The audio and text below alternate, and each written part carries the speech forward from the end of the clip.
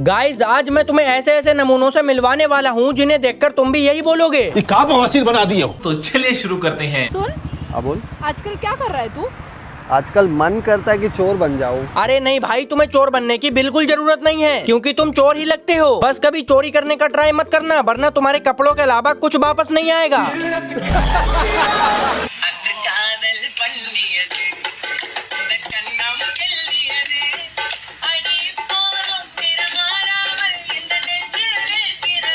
देखो भाई, इस बंदे का जिंदगी में कुछ हो या ना हो, पर सुबह सुबह ये बंदा बहुत काम आता होगा। मगर क्यों? क्योंकि नीचे से ये कमोड में हकता होगा और ऊपर से कमोड को साफ करता होगा।